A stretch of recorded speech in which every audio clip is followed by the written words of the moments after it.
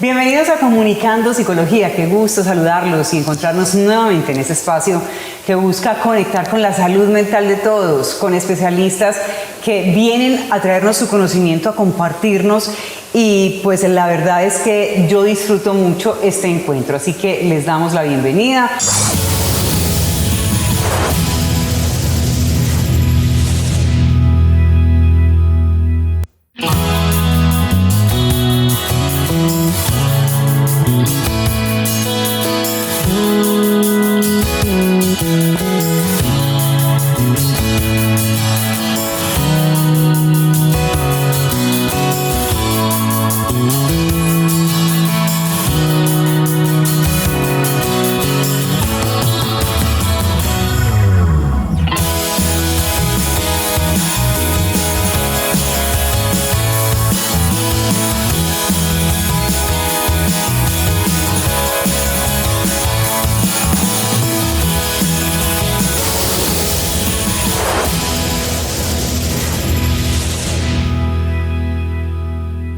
Hoy, como siempre, con un tema de mucho interés, con una gran invitada. Ella es Melissa Parra. Melissa es psicóloga clínica, ella se especializa en la terapia cognitivo-conductual, es decir, es la forma que ella tiene para atender en su consulta, que alguna vez incluso hemos hablado de en qué consiste la psicología cognitivo-conductual, que además es muy efectiva, y pues además es líder en salud mental en la Universidad CES. Le damos la bienvenida a Melissa y le agradecemos por acompañarnos hoy en Comunicando Psicología. ¿Cómo estás? Muy bien, muchas gracias. Gracias por invitarme a este lugar. Perfecto. Melissa, hoy vamos a plantear un tema contigo bien interesante. De hecho, tú lo trabajas mucho a través de tus redes sociales, en la atención con pacientes, y creo que en determinados momentos de la vida, o incluso hay personas que viven con esto, con el tema de la somatización. Vamos a explicarles qué es eso, porque claro, muchas personas podrían pensar que se están enloqueciendo, que tienen un trastorno psiquiátrico porque les duele alguna parte de su cuerpo. Averiguan, van al médico, les hacen exámenes, les buscan y biológicamente están bien, usted está sano, usted no tiene nada, pero la persona en sí está planteando un dolor, un sufrimiento y no sabe por qué. Entonces, vamos a hablar qué es eso, qué pasa ahí. Listo. Primero que todo, es muy importante que logremos diferenciar en somatización y trastorno por síntomas somáticos. Digamos que todos en algún momento podemos llegar a somatizar, incluso hay autores que dicen que lo que no se expresa se manifiesta en el cuerpo, y también quien no expresa sus emociones se termina ahogando con ellas. Aquellas personas que tienden a la somatización presentan dificultades en el reconocimiento de sus emociones, en el manejo de ellas y también en la expresión de ellas, y podemos empezar a sentir ciertas tensiones musculares, dolores de cabeza, entre otros. Esto, digamos que todos en cierto modo lo podemos llegar a presentar, pero otra cosa muy diferente son los trastornos por síntomas somáticos. Digamos que aquí ya hablamos de una enfermedad mental que aquí se caracterizan por unos síntomas que yo presento pero que no encuentro ninguna causa orgánica ni médica. Sin embargo, que no me encuentre en una causa médica no significa solamente que tengo un trastorno por síntoma somático, no, eso tiene que ir acompañado de otros componentes. Por ejemplo, la percepción e interpretación que yo hago de estos síntomas, en donde yo tengo un síntoma y la interpretación que hago es una interpretación exagerada, catastrófica, que lleva a sobrepreocuparme, pero también que lleva a que yo esté hiper atenta a cualquier reacción corporal. Entonces te voy a dar un ejemplo. Tengo un dolor de estómago o tengo algún movimiento en mi cuerpo, yo estoy hiperatenta, hipersensible a esa sensación e interpreto que esto puede ser una posible enfermedad, que puedo tener cáncer, puedo tener una enfermedad gravísima, ¿cierto? Entonces aquí viene una preocupación constante y aquí es donde podemos encontrar en la atención primaria aquellas personas que consultan y no encuentran una causa, pero que no solo consultan ni una ni dos veces, sino varias veces. Y como tú mencionabas, dentro de estos trastornos de síntomas somáticos hay varios, ¿cierto? Que podemos hablar de la ansiedad por enfermedad, podemos hablar del trastorno facticio, del trastorno del trastorno conversivo, entre otros. Muy bien, entonces, aquí tenemos que partir de algo bien interesante y es del hecho que tenemos que aprender a conocernos, identificar la circunstancia, la emoción que va revestida en ese acontecimiento, en esa situación que estoy viviendo y de qué manera me está afectando. Insisten también por ahí, y seguramente es así, que lo que tiene que ver como con las emociones, con cómo enfrento yo la vida, de cierta manera se comunica con la enfermedad, ¿cierto? O sea, como que detrás de cualquier enfermedad siempre hay una emoción y finalmente pues podemos llegar a tener un problema de estos de somatización. En el caso, por ejemplo, del trauma, que hay estudios que dicen que el trauma puede derivar en un proceso de somatización. Una persona que se haya visto expuesta a una situación traumática, que incluso ahí se habla de ese estrés postraumático, puede derivar en que somatice de alguna manera, pero es que tiene una vivencia que efectivamente le está ocasionando esto. Claro. Vamos, para responderte a eso, vamos a comprender algo, y es que dentro de la psicología hay algo que se llama la teoría de diátesis-estrés. Todos los seres humanos tenemos vulnerabilidades, ¿cierto? Y dentro de estas vulnerabilidades tenemos una vulnerabilidad genética y una vulnerabilidad psicológica. Vamos a entender aquellas vulnerabilidades genéticas como lo que heredamos. Nosotros podemos llegar a heredar el temperamento, algo tan sencillo como, no sé si has visto los bebés que lloran durísimo y no se calman por nada del mundo, y uno le dice, pero ¿qué le pasa? Y es que ya desde chiquitico está mostrando el temperamento, que es como yo tiendo a enfrentarme ante esas situaciones. Podemos heredar ciertas enfermedades mentales, pero nosotros no solo somos genéticas, sino que también ciertas situaciones de nuestra vida nos pueden marcar, y ahí voy a lo que tú mencionas, al trauma. Y es que situaciones como abuso sexual, negligencia, situaciones en donde hubo abandono, donde también esta relación con la enfermedad, o sea, tener un familiar que estuvo todo el tiempo enfermo y en donde se veía que la enfermedad generaba ganancias secundarias, son vulnerabilidades. Todos podemos tener vulnerabilidades, pero estas vulnerabilidades no nos determinan, porque hay algo que se llama resiliencia, y es que a pesar de mis vulnerabilidades yo me lleno de estrategias, y si paso una situación de estrés no detono una enfermedad. Pero si yo tengo vulnerabilidades y presento una situación de estrés y no tengo herramientas, ahí puedo detonar una enfermedad mental, o lo que estamos hablando específicamente, toda esta parte de un trastorno de síntomas somáticos, como lo mencionas. Sí, los traumas sí son un factor de riesgo para presentar este tipo de enfermedades. Perfecto. Tú estás tocando el tema genético, que también va muy asociado en ese temperamento. Claro, traemos una información. Incluso nos dicen es que ha heredado el temperamento o el carácter del papá. Realmente ya sabemos que el carácter, y eso pues lo hemos dicho en otros espacios aquí mismo en este programa, ese carácter se forma más en nuestra relación con los demás, pero ese temperamento lo traemos de manera genética, ¿cierto? Luego está ese factor biológico y también ese ser humano que somos, que se conecta con ese entorno biopsicosocial. O sea, realmente somos biopsicosociales. Biológico, psicológico y social. Entonces todo eso, ese entorno, hace que vivamos de cierta manera. Ahora yo tocaba el tema del trastorno, frente a un trastorno, postraumático, cómo se relaciona con la somatización.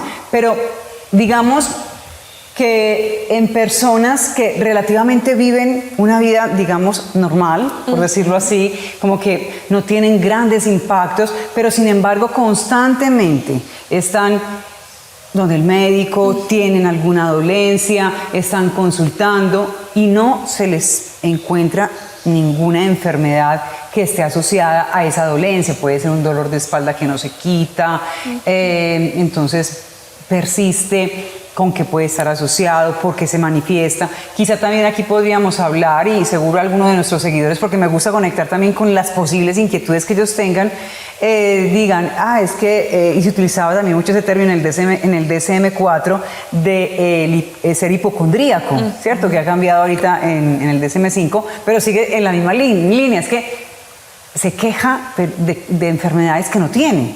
Entonces, ¿cómo enfrentar eso? ¿Cómo entenderlo sobre todo? Porque esa persona está sufriendo, de verdad está sufriendo, y por eso está consultando, pero no encuentra qué es lo que lo aqueja. Listo. Primero, es muy importante comprender que nadie se enferma porque quiere, ¿cierto? No podemos diferenciar entre las enfermedades físicas y enfermedades mentales. Todas dos son enfermedades y no podemos como separar mente-cuerpo, no. Somos un todo. Y aquí te pongo un ejemplo y es que nadie quiere tener gripa, pero terminamos teniendo gripa porque somos vulnerables. Lo mismo son con las enfermedades mentales. Y a lo que tú haces referencia, hoy en día eso se conoce como una ansiedad por enfermedad, o sea, una preocupación constante a enfermarme. ¿Y qué sucede? Aquí es donde estas personas consultan múltiples veces y también dentro del sistema de salud puede llevar como que no, está simulando, no, ella no tiene nada, no, ella realmente lo que quiere es una recompensa adicional, ¿cierto? Pero en realidad, como tú dices, esa persona está sufriendo, ¿cierto? Porque está enferma asociada a enfermedades mentales. Digamos que queda dicho como la evidencia, si hay unos factores biopsicosociales, ¿cierto? Podemos entender de toda esa parte biológica en donde hay unas partes de nuestro cerebro que no funcionan muy bien y eso hace que seamos más sensibles al dolor, ¿cierto? Entonces, lo que a mí me duele normal, tolerable, a otra persona le puede doler muchísimo a tal manera que impacta con su vida, ¿cierto? ¿Qué otra cosa? Se ha visto que han tenido dificultades sociales en su entorno familiar, ¿cierto? Que ha existido abuso sexual o abuso de sustancias, también que hay vulnerabilidad a presentar enfermedades mentales como un trastorno de ansiedad y depresión, pero algo que se ha visto es que el entorno de la familia, hay una persona que ha estado enferma y que esa persona que tiene una enfermedad recibe muchísima atención, muchísimo apoyo de su familia, entonces fue la manera en que se relacionó con la enfermedad, ¿cierto? Entonces, y lo aprendió de esa manera. Lo aprendió, exacto. Correcto. Como tú lo has dicho, lo aprendió. En esta vida siempre estamos aprendiendo y desaprendiendo, ojo, y yo creo que también desde la psicología estamos haciendo esa invitación a desaprender muchas cosas que tenemos instaladas ahí, que a veces no las hacemos conscientes, entonces las damos por hechas. Es así, esto no lo puedo cambiar, nada que ver, todo se puede cambiar desde que queramos, sobre todo si es algo que nos está ocasionando malestar. Entonces, digamos, y retomando esa ansiedad, que ahora se llama ansiedad por enfermedad. Por enfermedad, que de pronto usted la conocía más como hipocondria, ¿cierto? Si estás en ese momento de tu vida y de pronto en tu entorno familiar, incluso se tiende como a calificar a la persona de esa manera. No es bueno, o sea, no es bueno también poner a la gente en un esquema, en una posición de que también lo perpetúa como una víctima, de que le duele y está enfermo y es que es muy hipocondríaco, ¿no? Realmente está padeciendo y necesita atención, ¿sí o no? Bueno, Melissa, estamos ampliando ese tema bien importante del tema de la somatización, de los trastornos somatomorfos. Hoy nos acompaña Melissa Parra en este espacio. Vamos a hacer una pausa y seguimos comentando todo este tema que tiene que ver con esas enfermedades como que están ahí, dormidas, o esas situaciones, esas emociones que no se expresan y finalmente se traducen en dolores corporales que no encuentran una enfermedad común. Vamos a ampliarlo enseguida.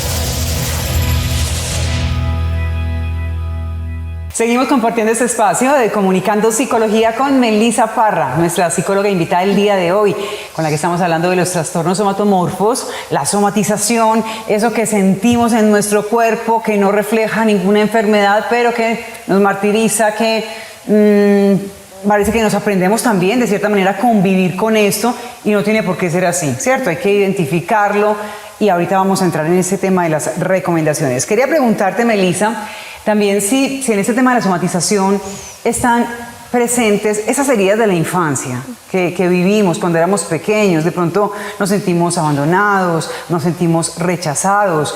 Inconscientemente creamos un mundo que nos está llevando a, de cierta manera, manifestar esos síntomas como dolencias, pero están relacionados con esas heridas. ¿Puede ser? Claro que sí, incluso te lo voy a explicar con un ejemplo y es, imaginémonos que nuestra mente es como una biblioteca, ¿cierto? Y que esa biblioteca la llenamos de libros y que esos libros tienen contenido de mis experiencias de vida. Y que esos libros los vamos a entender como un esquema, que un esquema es donde yo guardo la información sobre mí, sobre el mundo y sobre el otro. Eso hace que ante una misma situación todos la interpretemos de manera diferente. Y tú te has dado cuenta que cuando nacemos no desarrollamos lenguaje hasta más o menos los 4 años de edad, sin embargo percibimos todo y tenemos la capacidad de sentir emociones y también vamos desarrollando como nuestro sentido de que este es mi cuerpo. Entonces mira que todo lo que pasa en el ambiente con el bebé sí lo siente, pero no tiene forma de darle significado, pero lo va guardando en esa biblioteca, en esa mente, de una u otra forma. Entonces mira que sí es muy importante estas heridas de la infancia, como tú los mencionas, ¿cierto? Aquellas situaciones difíciles. ¿Por qué?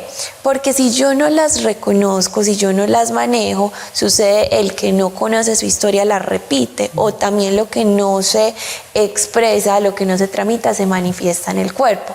Además, ¿por qué? Porque en nuestra mente tenemos información, libritos sobre creencias positivas, que son las que mantenemos activadas para estar feliz. Yo soy buena, yo soy capaz, yo tengo una vida maravillosa, pero en las situaciones de estrés se me pueden activar unas creencias no tan chéveres, que estas creencias generalmente están activadas o mantienen prendidas o activadas en estas situaciones de estrés o cuando ya tenemos una enfermedad o un trastorno por síntoma somático, como que no soy capaz, soy vulnerable, requiero cuidado, esto que tengo es demasiado caótico. Entonces sí, claro que puede afectar.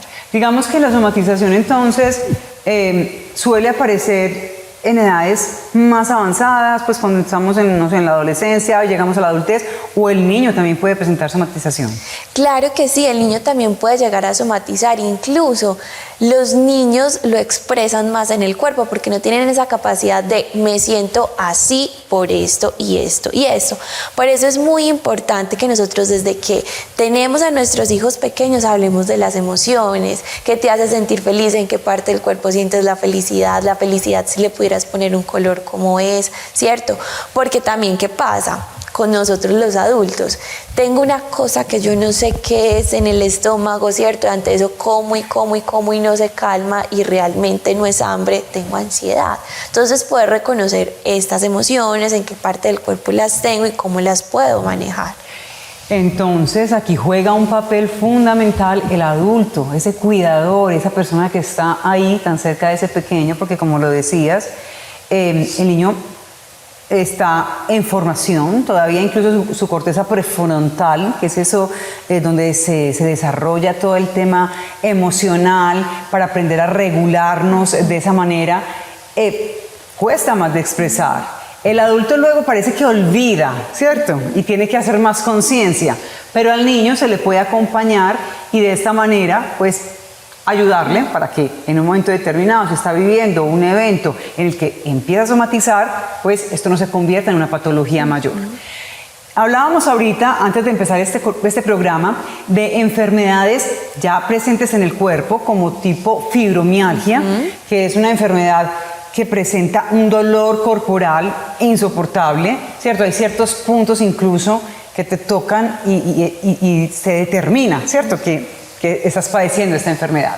Pero la conecto con el tema que traemos hoy porque a veces no es tan fácil de identificar y la persona siente dolor físico, está cansada, va al médico, incluso muchas veces ni se le cree que tiene un dolor. ¿Qué pasa en esta enfermedad? ¿Qué está presente ahí? Listo. Digamos que Por ejemplo, yo que trabajé como en una clínica, era frecuente que aquellas personas que manifestaban dolor inmediatamente remitidos al área de psiquiatría o psicología, porque consideran que se agudiza o se exagera esa sensación de dolor. Sin embargo, ellos realmente están sufriendo, menos mal, ya hay estudios, pero es importante comprender que aquellas enfermedades tienen un componente físico y un componente psicológico, que este componente psicológico altera el componente físico, y te lo voy a decir con un ejemplo básico. ¿Quién después de una ruptura amorosa, un duelo amoroso, o lo que hoy en día conocemos una tusa, que uno ha sufrido mucho, quién después de eso nos le da la gripa más horrible o se enferma? O sea, algo tan sencillo con eso, ¿cierto? Entonces, es muy importante aquí que no separemos lo físico de lo mental. Somos seres humanos, somos un todo, y así como cuidamos nuestro cuerpo, también es muy importante cuidar nuestra mente y sobre todo no minimizar aquellas personas, como lo que sucede con la fibromialgia, en que en realidad no están fingiendo un dolor, no es una enfermedad. Perfecto, Melissa. Hablemos entonces de recomendaciones, porque la idea y la intención de este programa también es eso. Conectamos con esa dolencia, la explicamos un poco, pero sobre todo siempre hay soluciones, siempre se puede ir a más, a mejorar. Entonces, en un tema como este que traemos, en el que está presente el dolor, en el que está presente una situación que me agobia y que incluso puede llegar a derivar en una enfermedad, ¿qué recomendaciones podemos dejarles hoy a nuestros televidentes y seguidores? Listo. Primero, de manera preventiva es muy importante el autoconocimiento. O sea, nosotros somos las únicas personas, y aunque suene raro, yo soy la única persona que mantengo 24/7. Entonces, primero, reconozcamos qué me estresa. ¿Cuáles son mis factores de riesgo? O sea, yo ante qué estoy vulnerable a enfermarme, ¿cierto? ¿Cómo son para mí las emociones? Mis emociones de felicidad, de alegría, tristeza, rabia, son fáciles de expresarlas, son fáciles de sentirlas, siento en un lugar del cuerpo, ¿cierto? Si estoy estresada o tensionada, sé que probablemente me puede dar gastritis o dolor de cabeza, pero también no solo reconocer, sino identificar qué situaciones van a ayudar que yo mejore, ¿cierto? El ejercicio, el poder interactuar con mi familia, con las personas que me quieren, el poder tener una actividad de ocio, esto de manera preventiva, o sea, para todos. Pero si realmente hay alguna persona que tiene duda de presentar algún trastorno por síntoma somático, o que la somatización ya lleva a generar un malestar clínicamente significativo, primero, inmediatamente busca un profesional en la salud mental. No significa que tú debas de vivir así toda tu vida, no. Existimos profesionales, psicólogos, psiquiatras, en donde nos hemos formado en el abordaje de estas enfermedades, y que ya hay múltiples artículos de evidencia científica, protocolos precisamente adaptados a este tipo de enfermedad.